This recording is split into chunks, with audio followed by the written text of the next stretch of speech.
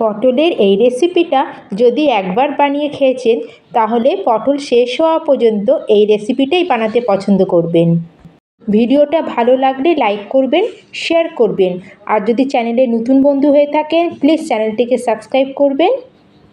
Hello everyone, আমি Arpita, flavour with অর্পিতার চ্যানেলে আপনাদের সকলকে স্বাগত। আজকের এই সেরা স্বাদের রেসিপিটা বানানোর জন্য আমি এখানে নিয়েছি 300 গ্রাম পটল। প্রথমে পটলগুলোকে আমরা ভালো করে ধুয়ে নেব। প্রথমে পটলের খোসাগুলোকে আমরা ছাড়িয়ে নেব। আমি পুরো পটলের গায়ে খোসা ছাড়াচ্ছি না, অল্প অল্প খোসা রেখে আমি ছাড়িয়ে নিচ্ছি। আর এরম অল্প অল্প খোসা থাকলে পটলটা খেতেও ভালো লাগে, আর এরম অল্প অল্প খোসা থাকলে দেখতেও বেশ ভালো লাগে।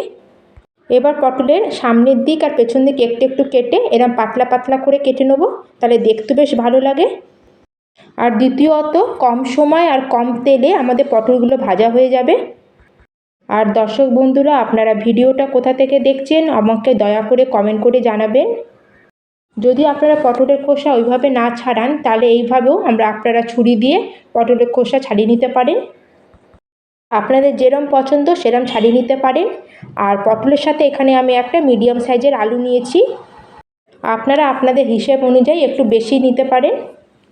পটলকে যেরকম আমরা গোল কাটলাম আলুকেও সেরকম গোল করে কাটবো, কিন্তু বেশি মোটা বা বেশি পাতলা করব না, মিডিয়াম পিসেসে আমরা কেটে নেব।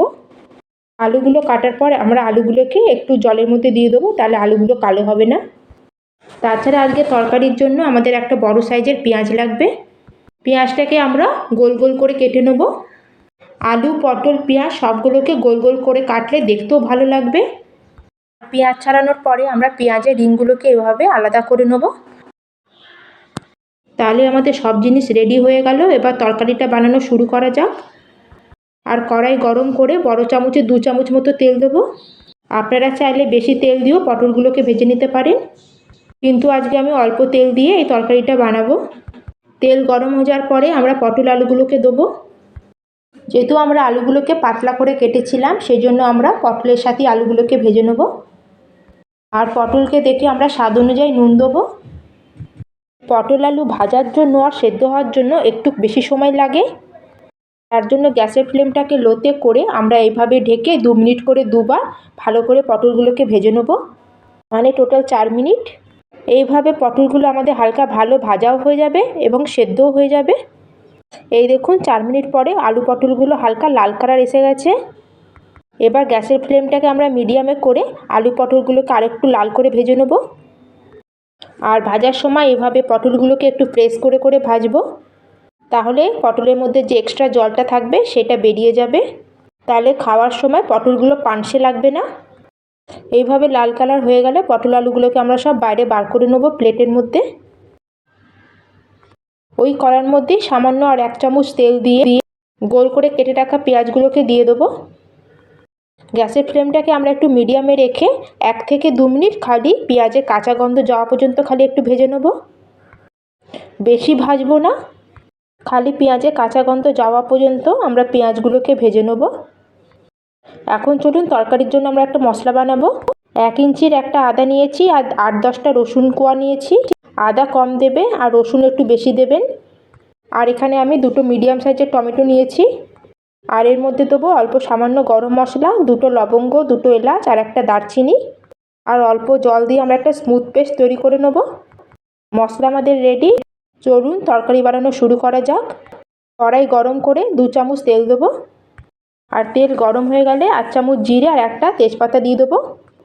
আর জিরে একটু ভাজা ভাজা হয়ে গেলে এখানে একটা মিডিয়াম সাইজের পেঁয়াজ কুচি দিয়ে দেবো।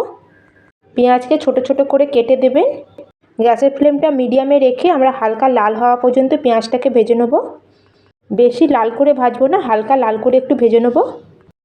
এতটা লাল কালার হওয়ার পরে আমরা গ্যাসের ফ্লেমটাকে লোতে করে দেবো। আর এই তেল আর পেঁয়াজের মধ্যে দিয়ে দেবো আদা ছোটো চামচ হলুদ গুঁড়ো আর আদা ছোটো চামচ কাশ্মীরি লঙ্কা পাউডার কালারের জন্য। এই সময় গ্যাসের ফ্লেমটাকে আমাদের লোতে রাখতে হবে, নাহলে হলুদ আর লঙ্কা আমাদের তেলের মধ্যে পুড়ে যেতে পারে। এইভাবে হলুদ আর লঙ্কা তেলের মধ্যে ভেজে নিলে হলুদের কাঁচা গন্ধটাও চলে যায় আর তরকারিতে খুব সুন্দর একটা কালারও আসে। কিন্তু আমাদের খেয়াল রাখতে হবে যাতে তেলের মধ্যে মশলাটা পুড়ে না যায়, নাহলে তরকারির টেস্ট পুরো খারাপ হয়ে যাবে।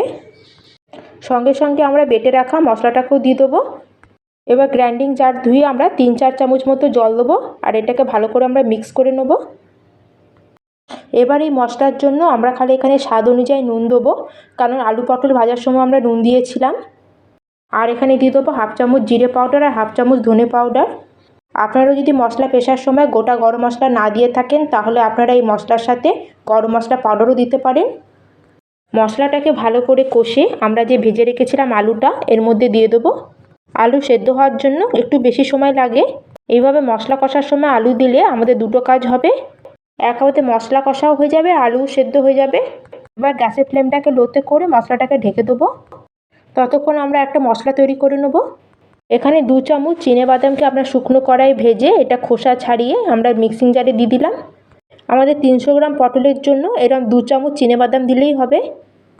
আপনারা চাইলে খালি বাদামকে বেটেও ওই মশলাটা তৈরি করে নিতে পারেন, কিন্তু এখানে আমি 1 চামচ পোস্ত দিলাম। পোস্ত দেওয়া পুরোপুরি অপশনাল, কিন্তু একটু পোস্ত দিলে তরকারির টেস্ট খুব ভালো আসবে। প্রথমে শুকনো বেটে নেবো, তারপরে একটু জল দিয়ে এটা পেস্ট তৈরি করে নেবো। আর এদিকে আমাদের মশলা রেডি হয়ে গেছে। এবার চলুন আমরা মশলাটাকে একটু চেক করে নিই। মশলার উপর তেল আসা পর্যন্ত আমরা ভালো করে মশলাটাকে কষিয়ে নেবো। এবার আমরা আলুটাকে চেক করে নেবো। 50 to 60% আলুটা আমাদের সেদ্ধ হয়ে গেছে। মশলাটাকে যত ভালোভাবে কষা হবে তত তরকারির টেস্ট ভালো হবে। এই মশলাটা ভালো মতো কষানো হয়ে গেলে আমরা যে বেটে রেখেছিলাম চিনেবাদাম আর পোস্তর পেস্টটা দিয়ে দেবো। আর গ্রাইন্ডার জার ধুয়ে 2 থেকে 3 চামচ মতো জল দেবো।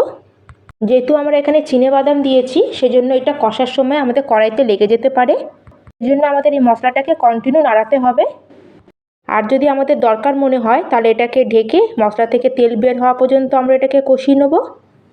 আর দেখুন মশলা থেকে আমাদের তেল বেরোতে শুরু হয়ে গেছে আর মশলা ভালোভাবে কষে গেছে। আর এখানে আমাদের আলুটাও পুরোপুরি আমাদের সেদ্ধ হয়ে গেছে।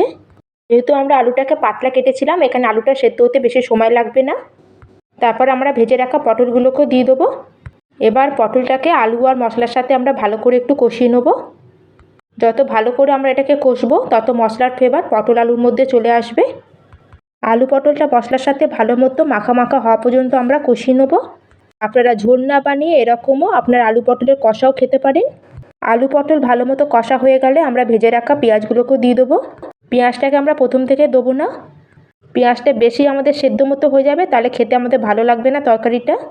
পেঁয়াজ দেবার পরে আমরা 1 মিনিট মতো এটাকে ভালো করে কষিয়ে নেব। তারপরে তরকারি ঝোলের জন্য এখানে আমরা অল্প গরম জল দেবো। এখানে আমরা তরকারিকে বেশি ঝোল করব না, অল্প অল্প আমরা গামাখা বানাবো, সেই জন্য এখানে আমি অল্প জল দিলাম। আর জল দেওয়ার পরে আমরা গ্যাসের ফ্লেমটাকে একদম হাইতে করে দেবো। জল খুব তাড়াতাড়ি ফুটে যাবে। ঝোলটা ফুটতে শুরু করলে গ্যাসের ফ্লেমটাকে মিডিয়ামে রেখে আমরা খালি 4 মিনিটের জন্য ঝোলটা ফুটতে দেবো। আর 5 মিনিট পরে আমাদের তরকারির ফাইনাল লুক দেখুন। তরকারি কত ডেলিশিয়াস দেখা যাচ্ছে। শেষে আমরা এখানে কিছু ধনেপাতা কুচি দিয়ে দেবো। তাহলে আমাদের রেডি হয়ে গেল নিউ স্টাইলে পেঁয়াজ দিয়ে আলু পটলের তরকারি। আপনারা বিশ্বাস করতে পারবেন না, শেষে ভাজা পেঁয়াজ দিয়ে এই তরকারিটা বানালে পুরো একদম নতুন লাগবে। আপনারা নিশ্চয়ই একবার এই প্রসেসে বানিয়ে দেখুন। আর এই রেসিপিটা আপনাদের কেমন লাগলো অবশ্যই আমাকে কমেন্টস করে জানাবেন। আজ তাহলে এখানেই শেষ করলাম। জয় হিন্দ, জয় ভারত।